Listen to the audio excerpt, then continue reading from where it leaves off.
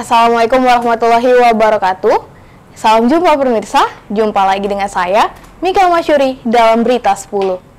Seekor gajah berumur 20 tahun diberi nama Getar memasuki komplek Pertamina Hulu Rokan di Duri, Kabupaten Bengkalis. Satwa gajah yang saat ini berada di Camp Duri akan dievakuasi menggunakan gajah jinak. Seekor gajah berumur 20 tahun diberi nama Getar memasuki komplek Pertamina Hulu Rokan di Duri, Kabupaten Bengkalis. Pelaksana Harian Kepala Balai Besar Konservasi dan Sumber Daya Alam Riau, Hartono, mengatakan gajah masuk ke dalam kawasan Camp Pertamina Hulu Rokan pada Senin 13 Juni 2022. Hartono menambahkan, saat ini tim BBKSDA Riau sedang berupaya untuk mengiring gajah menuju habitatnya. Dirinya menyebutkan, tim mendapatkan sejumlah kendala karena tidak memungkinkan menggunakan petasan untuk menghalau gajah liar tersebut. Kebetulan di belakang camp itu adalah hutan talang, salah satu bagian dari SM Balai Raja. Dalam upaya penggiringan Getar, tim BBKSDA tidak menggunakan petasan atau mercon karena tidak memungkinkan. Apabila dalam beberapa hari ke depan gajah tidak bisa dihalau, maka akan gunakan cara lain, yaitu turunkan gajah jinak. Artinya, satwa gajah yang saat ini berada di Camp Duri akan dievakuasi menggunakan gajah jinak. PLH Kepala BBKSDA Riau ini menyebut, penyebab gajah yang bernama Getar ini masuk ke dalam kawasan komplek PHR karena kawasan tersebut salah satu home ring gajah kelompok Giam Siak kecil. Selain itu, dirinya mengungkapkan beberapa waktu lalu gajah yang sama pernah masuk ke dalam lapangan golf di kawasan tersebut. Terkait dengan kemunculan satu ekor gajah di camp PHR, itu mulai hari Senin satu ekor gajah atas nama Getar yang umurnya kurang lebih 20 tahun, jenis kelamin jantan, memasuki areal komplek Pertamina yang ada di Duri.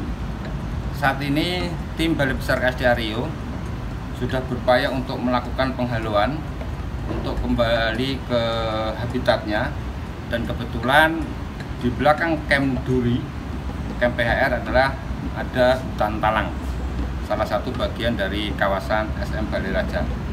Cuma perlu saya sampaikan bahwa kendala yang dihadapi bahwa di areal camp, karena situasi dan kondisi di dalam melakukan kegiatan penghalauan itu secara manual, karena tidak memungkinkan dengan mercon, karena ditakutkan ada hal-hal yang tidak diinginkan. Itu yang pertama.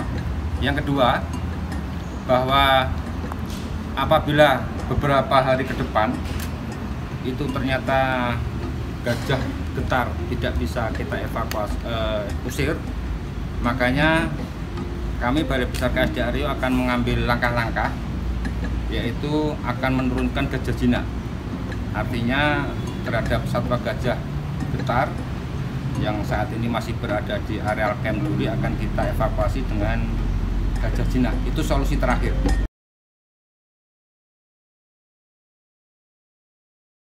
Tim Riau Raya TV melaporkan.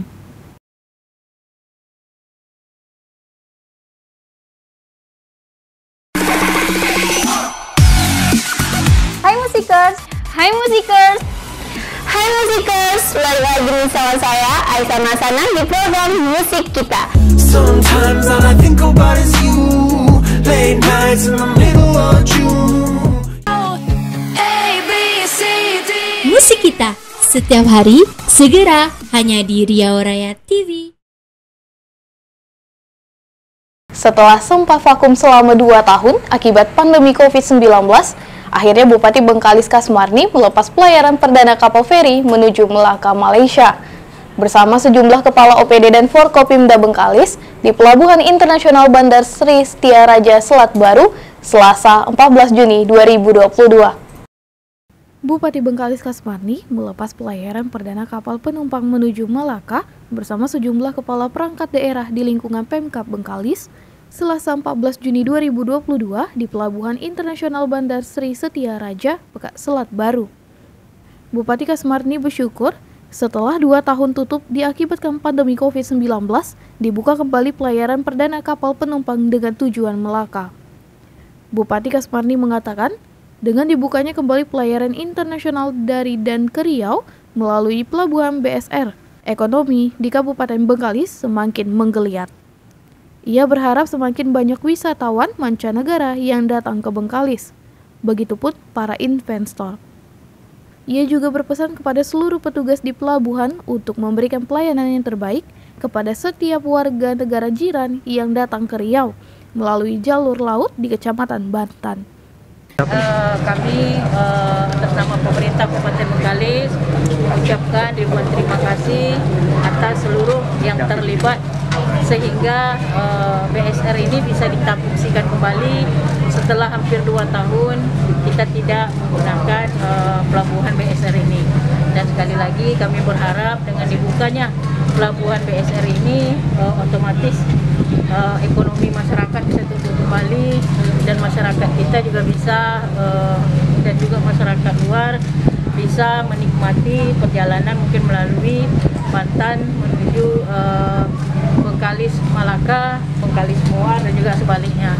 Tentu saja sekali lagi ucapan terima kasih buat seluruh stakeholder yang terlibat sehingga ini bisa kita fungsikan kembali. Seluruh penumpang tetap walaupun kita pandemi COVID sudah melandai, kita tetap selalu mematuhi protokol kesehatan dan ikuti aturan sesuai dengan ketentuan yang telah dibuat oleh pemerintah pusat, pemerintah provinsi maupun pemerintah kabupaten. Bupati Kasmarni juga mengimbau kepada seluruh penumpang untuk selalu menjaga kesehatan dan selalu menggunakan masker meskipun saat ini COVID-19 melandai. Untuk aturan di negeri jiran Malaysia, pergi dan pulang dari luar negeri sesuai aturan terbaru juga semakin mudah. Cukup mendapat vaksin kedua atau booster tanpa perlu pemeriksaan antigen atau PCR. Pada saat pelepasan perdana saat itu, menggunakan kapal Mulia Kencana 19 dengan tujuan Melaka dengan jarak tempuh lebih kurang 2 jam.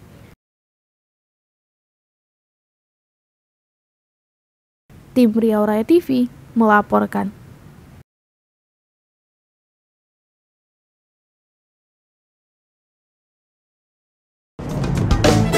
Assalamualaikum warahmatullahi wabarakatuh.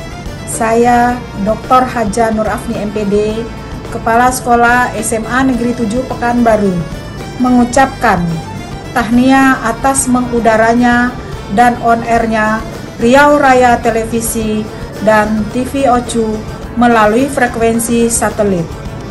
Kini siarannya sudah bisa ditonton oleh seluruh masyarakat Riau, nasional, hingga mancanegara melalui parabola, TV kabel, dan HP Android. Semoga tayangan Riau Raya Televisi bisa menambah referensi, berita dan publikasi Riau secara nasional. Pucuk kuntum di tengah telaga, pucuk tumbuh hanya sedikit. Tahniah kami ucapkan atas on-airnya Riau Raya Televisi dan TV Ocu melalui frekuensi satelit. Sekali lagi, selamat kepada Riau Raya Televisi dari Riau Menyapa Dunia. Assalamualaikum warahmatullahi wabarakatuh.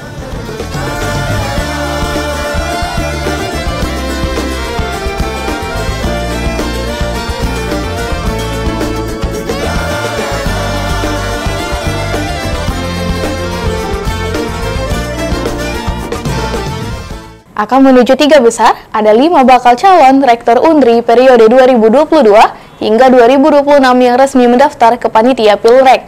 Sesuai aturan bahwa jumlah yang mendaftar sudah memenuhi ketentuan, masa pendaftaran tidak perlu diperpanjang kembali. Setelah resmi ditutup pada 31 Mei lalu, Panitia Pemilihan Rektor Unri menetapkan bakal calon. Dilakukan pengecekan kelengkapan, akhirnya secara resmi diketahui ada 5 orang yang resmi mendaftar. Kelima orang itu adalah Dr. Haji Denny Elvizon, Profesor Dr. Sri Indarti, Profesor Dr. Iwantono, Profesor Dr. Eng Rizal, dan Profesor Dr. Tamrin. Semuanya mendaftar sesuai tenggat waktu yang telah ditetapkan panitia.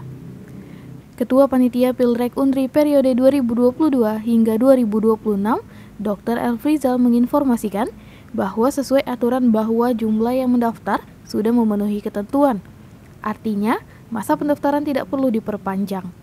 Selanjutnya, panitia akan melakukan verifikasi persyaratan dan akan segera umumkan nama-nama yang sah menjadi bakal calon.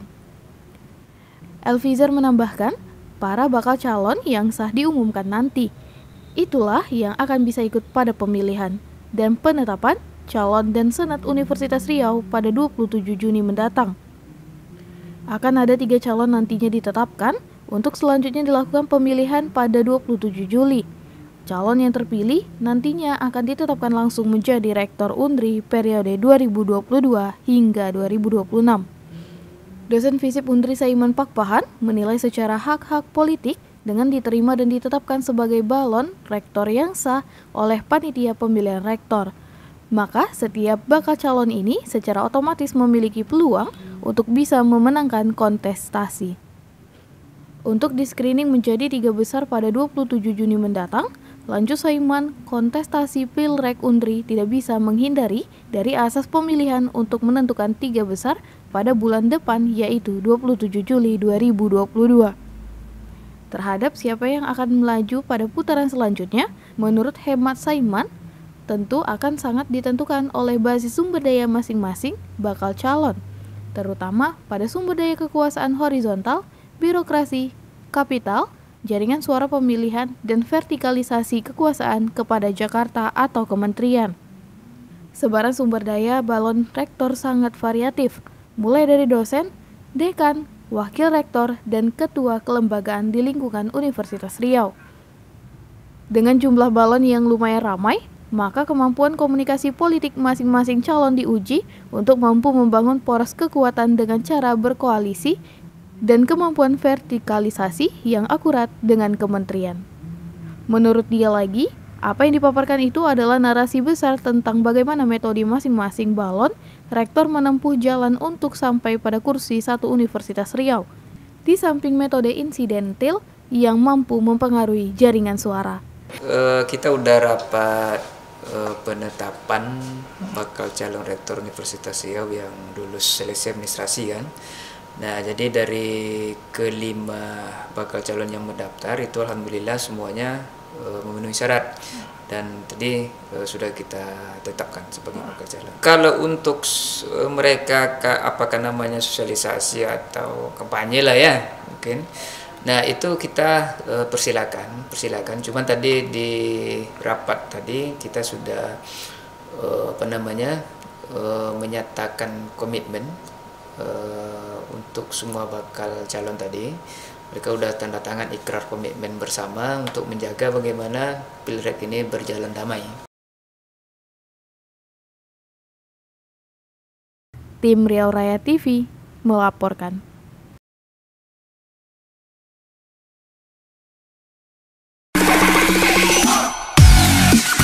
Hai Musikers, balik lagi sama saya Aisyah Nasana di program Musik Kita. Sometimes all I think about is you, late nights in the middle of June. Musik Kita setiap hari segera hanya di Riau Raya TV. Pemirsa, berikut berita 10 hari ini. Saya Mikal Masyuri undur diri. Sampai jumpa.